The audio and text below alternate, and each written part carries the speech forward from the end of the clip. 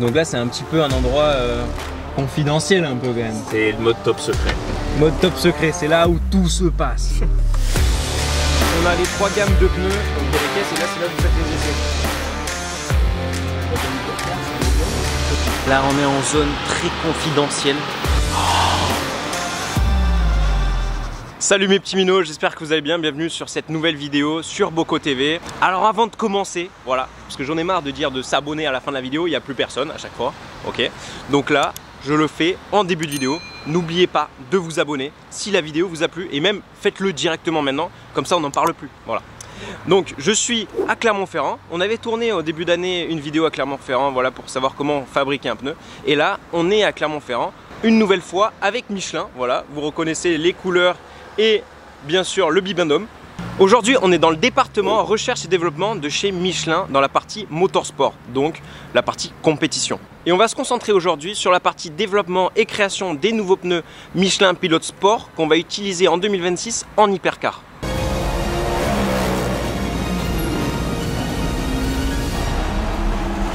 Il y a beaucoup de simulations avant, voilà, on ne fait pas tous les tests sur circuit parce que sinon on emmènerait beaucoup de pneus sur circuit, on perdrait beaucoup de temps. Donc il y a beaucoup de choses qui se font avant en simulation et après une fois qu'on a présélectionné les pneus qu'on voulait, du coup on va les tester en piste. Mais là du coup on va voir tout ce qui se passe avant d'aller sur la piste. Allez, suivez-moi, on va rejoindre Pierre Alves qui est responsable des programmes endurance. C'est parti Milo.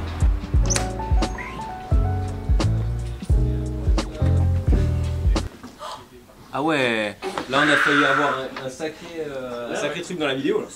Ça me fait penser au ballon, tu sais que tu vois ou pas? On est avec Pierre Alves les amis, voilà. Explique-nous un petit peu ton rôle du coup chez Michelin Motorsport. Donc mon rôle, je suis le responsable des activités endurance auto pour Michelin Motorsport basé à Clermont-Ferrand, parce qu'on a d'autres entités également dans d'autres lieux dans le monde, aux US et en Asie également. Bien sûr. Et mon rôle, c'est, bon là j'ai une équipe de 10 techniciens d'écurie, ce qu'on appelle les conseillers techniques d'écurie. D'accord. Et un coordinateur dans l'équipe. Et notre rôle, c'est de tout mettre en musique, de la production jusqu'au circuit et de mettre les pneus en route sur les voitures hypercar. Le process, c'est, avant d'aller sur une course wake, on commence au moins 6 mois à l'avance. Okay. Donc il va falloir qu'on définisse quel type de pneu on va emmener sur cet événement-là. Donc il y a beaucoup d'échanges, les techniciens d'écurie échangent avec leur team respectif, bien sûr, savoir quelle quantité de pneus on veut sur chaque cran. Une fois que ces pneus sont produits, ensuite on a notre activité supply chain qui eux vont tout mettre en place pour que les pneus arrivent en temps et en heure sur le circuit. Donc ensuite, moi j'ai mes équipes de techniciens d'écurie qui sont là, ils sont attitrés à l'année sur chaque constructeur, sur chaque team. Eux ils sont dédiés 100% sur le team et leur rôle sur le circuit, ça va être d'optimiser la performance du pneu avec le véhicule pour avoir la même performance du premier jusqu'au dernier kilomètre. Alors la simulation, c'était vraiment le départ de la genèse de l'hypercar. Parce que lorsque la CO et la FIA ont déterminé, on dit on change, on arrête les LMP1, on passe en hypercar, les hypercars n'existaient pas. Donc on est parti sur une feuille blanche. Qu'est-ce qu'il faut comme pneu pour ces véhicules-là? Donc on avait des caractéristiques techniques de chaque véhicule. Et il a fallu créer un pneu. Ouais, on ne connaissait pas la dimension, il a fallu, donc on avait un poids de l'aéro sur les véhicules, il a fallu créer un pneu et les voitures n'existant pas, il a fallu tout créer virtuellement. Donc on a créé la voiture virtuellement avec le constructeur et de là, tous nos ingénieurs, eux, ont modélisé des pneus. Donc il a fallu définir d'abord la dimension et ensuite un pneu qui puisse supporter toutes ces contraintes des nouvelles voitures hypercar.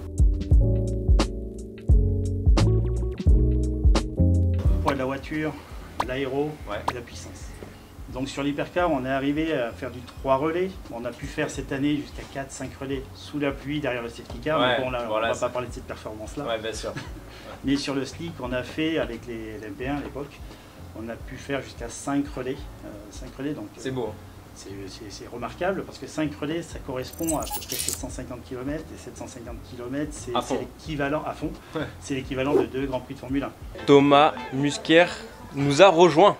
Salut Dorian. Ça va? Enchanté. Ouais, ça va. Enchanté. Alors, Là j'ai vu des simulateurs, on va simuler là-dessus pour les pneus? Non, ça c'est plus jeu vidéo. Nous on va monter sur un truc un petit peu plus professionnel. Ok. Et ensuite, bon, c'est un petit step, mais on fait déjà beaucoup mieux à Paris, on en parlera après. Pour l'instant on va monter sur ce qu'on fait ici. Et du coup, ton rôle? D'ailleurs Performance Engineer. Mais on va voir à quoi ça consiste réellement, du coup on va dessus. Ok, donc on est arrivé dans une petite salle, il y a un petit simulant. En gros ici ce qu'on fait c'est que on développe nos pneus, on fait un pré-test ici pour écarter les pneus qui seront vraiment trop éloignés de ce qu'on souhaite tester et ensuite on va acheter un prestataire à Paris où on va tester sur un sim dynamique avec Vérin etc. qui est beaucoup plus complet et avec des pilotes pro. Et donc là le simulateur que vous testez en région parisienne c'est le simulateur AOTech, c'est ça? Ouais, c'est chez ArtGP. Ouais exactement, donc ça c'est un simulateur que j'ai déjà essayé moi auparavant quand je faisais la Formule 4, Formule Renault. Et c'est vrai que c'est un très gros simulateur, il y a beaucoup, enfin tous les pilotes Art Grand Prix, Formule 2, Formule 3, etc. roulent sur ce simulateur. Ce qu'on peut faire c'est de passer une ref, donc sur un circuit qu'on choisit. On peut passer un pneu de ref, donc le médium actuel par exemple. Et ensuite on fera un effet, je te dis pas quoi, et tu me dis ce que tu ressens et on voit si on est plus ou moins aligné. Allez, bon bah ça marche. Alors on va faire un test sur le simulateur. Bien s'installer. Castellet, on est un petit peu dans le sud là, Emino.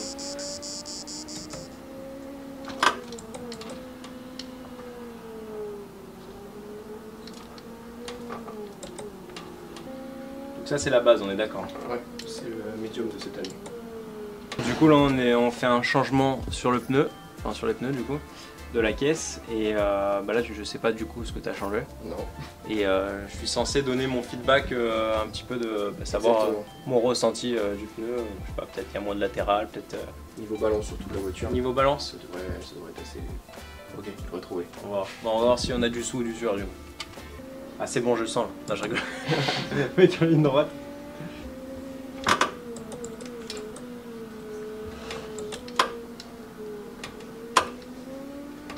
Bon les minots, j'ai fait 4 virages, j'ai senti quand même qu'il y avait plus de sous-virages. Ouais. Et du coup, qu'est-ce que tu as changé? Alors, j'ai pas changé l'axe avant, j'ai juste changé les deux pneus arrière, avec comme si l'option avait plus de grip à l'arrière. Du coup, ta balance de grip est plus sur l'arrière, du coup, tu es plus sous-virage. Surtout l'apex. Bon, ça va, donc j'ai bien ressenti.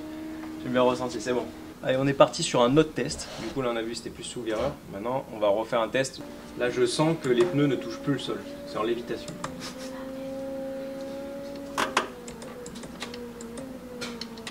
Ouais, là c'est plus sur vireur, c'est sûr. Ouais, voilà, c'est sûr, c'est plus sur vireur. Dès le premier virage. Ouais, tu vois direct, parce que en fait, je suis rentré comme tout à l'heure et je vois que l'arrière veut partir. Alors, c'est par phase de virage. À l'Apex, ça peut être différent, mais c'est pas l'endroit où ça te saute aux yeux. Là, ça va plutôt impacter l'entrée et l'exit, les effets que je t'ai fait. Les amis, Florian Morat m'a rejoint. Du coup, quel est ton rôle, toi, ici, chez Michelin Motorsport? D'accord. Globalement, du coup, mon rôle est à la fois d'apporter du support, du conseil et vérifier la compréhension qu'on a de la gamme actuelle donc pour l'hypercar. Donc à la fois une gamme utilisée dans le championnat WEC, championnat du monde endurance, et aussi aux États-Unis dans le championnat IMSA qui utilise des voitures similaires. Et l'autre aspect de mon travail est donc développer les futures gammes de la catégorie hypercar, avec pour ambition d'augmenter en fait le taux de matière durable et recyclable, et aussi de réduire du coup d'une manière générale l'impact environnemental de nos pneus dans cette catégorie. Et donc là, tu as apporté ton petit ordinateur avec... Voilà, ça présente en fait un outil, un des outils parmi tout ce qu'on dispose de simulation. Ça c'est un outil qui vise à concevoir le pneumatique. Donc on travaille aussi par la simulation pour faire en sorte d'avoir moins d'usure. Donc des pneus qui peuvent durer plus longtemps et en endurance forcément, c'est ce qu'on recherche. Voilà, exactement, tout à fait, c'est vraiment l'optique de l'endurance. Donc là, c'est une approche, là on voit donc une aire de contact, mais on a aussi la simulation qui nous aide à valider en fait ce qu'on appelle aussi l'endurance de la carcasse, c'est-à-dire faire en sorte qu'elle puisse durer sans avoir de casse, d'avarie. Et en fait, les couleurs représentent en fait les pressions qu'on a. Donc il y a plus de pression ici et ici que la partie centrale. Voilà. Bon, ça c'est un phénomène assez classique dans la conception et en fait on essaie d'améliorer ça et de rendre le pneu de moins en moins on va dire sensible à l'usure, et c'est un des paramètres que l'on regarde. D'accord. Voilà. Et donc c'est en fait pour ces nouveaux matériaux là, donc on doit les évaluer. Et c'est là où en fait la compétition a vraiment un rôle de laboratoire pour le groupe Michelin, parce que les pneumatiques de compétition sont beaucoup plus sollicitées que les pneumatiques de tourisme Monsieur Tout le Monde. Donc en fait, si on est capable de faire fonctionner ces nouveaux matériaux en compétition, ça veut dire que ça le sera possible aussi pour les pneus de tout le monde. Voilà les minots, on a bien mangé. Puis là on se dirige avec Geoffrey. Du coup, on se dirige où? Au centre? Au centre de recherche et développement du groupe. Ok, stylé. Donc là c'est un petit peu un endroit confidentiel un peu quand même. C'est le mode top secret. Mode top secret, c'est là où tout se passe. Mais on peut pas y aller comme ça normalement. T'as un petit privilège de pouvoir y accéder, de pouvoir filmer une petite partie. Ok, bon comme ça là on va vraiment aller dans le vif du sujet et voir des choses que en temps normal vous ne pourriez pas voir. Donc là on était dans le site de Catarou et maintenant on est au site de Ladoux, donc c'est toujours à Clermont-Ferrand, on est à peu près à 5-6 minutes en voiture. C'est vraiment privé, il faut avoir des autorisations pour venir et c'est là où il y a tout le développement du coup des pneus. Donc on va voir un petit peu en détail comment ça va se passer. Bonsoir. Bonsoir. Bonsoir, il fait grand soleil. Du coup on vient faire quoi exactement alors? Là, tu vas voir, par rapport à ce que tu as vu ce matin, les différentes datas avec lesquelles on travaille en simulation. Là, tu vas voir comment on capte une partie des datas et comment on évite en fait de prendre uniquement des datas qui proviennent de la piste et des pilotes et des équipes qui veulent bien partager leurs datas. Comment nous, on arrive à en avoir. J'ai compris, Milo, j'ai compris. Alors, montre-moi tes pneus, s'il te plaît. T'es sûr de ça? Ouais. Là, juste là, mes pneus. Voilà, ça il y a c'est même des pneus. il y a des bouts de pneus en plus. C'est des pneus qui adhèrent de ouf. Je te montrerai les bouts de pneus, après tu vas comprendre pourquoi il y a ça. Depuis tout à l'heure, je vois tourner en rond à fond, il teste le latéral des pneus. Ça grippe bien, t'inquiète. Je l'ai vu tourner comme ça, il était là. Sûr de pas tomber. Cabine photo, photo boost. Ah ouais. Ok. Ça c'est pour le badge. C'est tout bon, merci. Allez, nickel. Le robot, il a parlé. Et moi, on me reconnaît. On va essayer de faire un pas du tout. C'est bon, c'est pas grave. On va marquer l'autre. Allez, on a le badge. Tout le bâtiment ici, tu as des salles de réunion et tout ce qui se passe ici concerne la recherche et le développement. Que ce soit les matériaux, les pneus, tous les différents éléments et aussi toutes les nouveaux business qu'on essaye un petit peu de travailler autour des matériaux pour le bâtiment ou d'autres technologies. Tout se fait ici dans le centre de recherche et développement. Là, les vitres qui sont au sol, en fait, là tu vas passer au-dessus de l'anneau de vitesse. On a plusieurs pistes d'essai ici. Donc il y a un anneau de vitesse en dessous. C'est ça, là tu vois la sortie de l'anneau de vitesse qui est là. Tu vois les caisses roulées en dessous, donc il y a les caisses et là c'est là où vous faites les essais. Du coup, et alors pourquoi Et donc là en fait sous tes pieds, tu as l'anneau de vitesse. L'entrée ici, ça passe en dessous et ça ressort. Et du coup, pourquoi c'est vitré? Et ben en fait c'est vitré parce que quand tu es pilote et que tu es sur l'anneau de vitesse, que tu es lancé à plus de 200, si tu passes sous la passerelle, tu as le même effet que quand tu prends un tunnel sous l'autoroute. Quand tu sors du tunnel, tu es ébloui par la lumière du jour, le temps que ton œil s'adapte.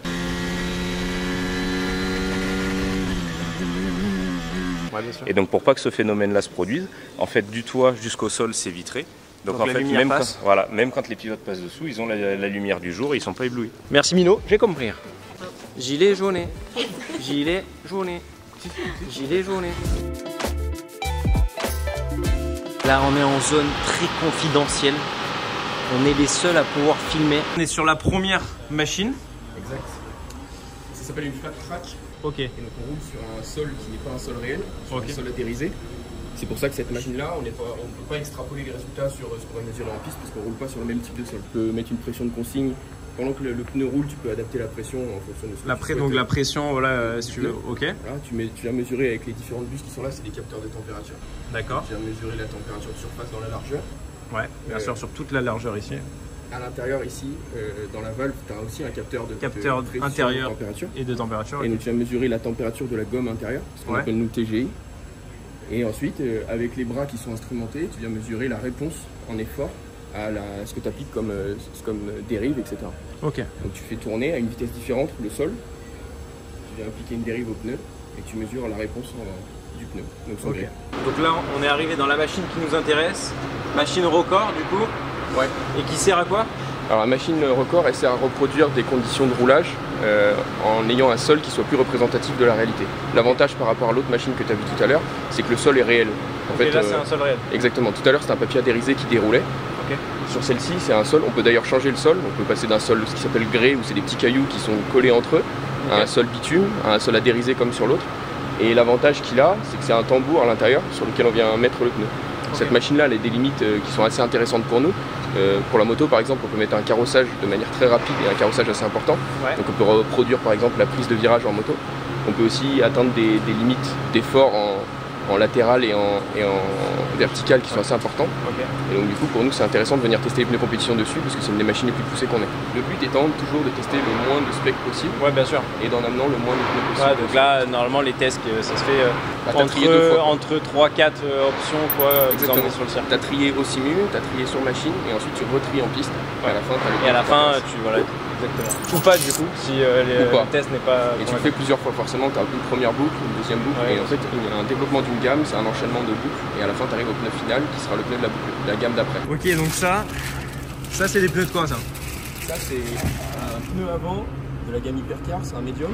Donc c'est la gamme Hypercar, donc Hypercar, les Mino, c'est ce que vous retrouvez au Mans.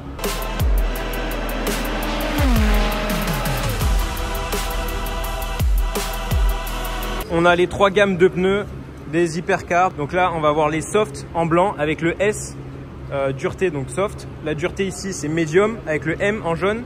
Et en rouge, c'est hard. Donc forcément, c'est plus dur, c'est beaucoup plus endurant. Ouais, alors ils sont différents à la fois sur la rigidité, mais aussi sur la fenêtre de fonctionnement. Ok. Le soft, il est prévu pour rouler à des tempépistes qui sont plus basses que le hard. Ok. Donc on fait la différence entre nos composés sur la rigidité et sur la fenêtre de fonctionnement. En fait, ça peut être un soft medium hard, mais aussi un froid médium temps chaud. Ok. Et ce que je comprends pas là, c'est pourquoi ici, du coup, c'est des pneus neufs quoi, et ici là, on dirait que il s'est passé un truc là. Celui-ci, il a été un peu usé. Donc effectivement, à gauche, tu as 2 pneus neufs. Celui-ci, c'est un pneu qui a déjà roulé sur la machine qu'on va te présenter. Ce pneu-là, on l'a fait rouler avec une animation, je ne saurais pas te dire laquelle, mais ce qui est sûr, c'est qu'il a été roulé sur la machine. Et ensuite, on est venu mesurer l'usure du pneu.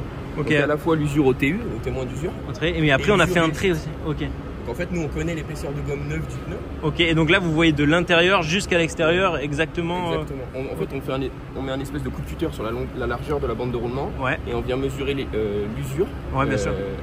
directement sur les nappes. Donc là, la nappe que tu vois, c'est la frette. Ouais. Et on vient mesurer l'épaisseur KM restante.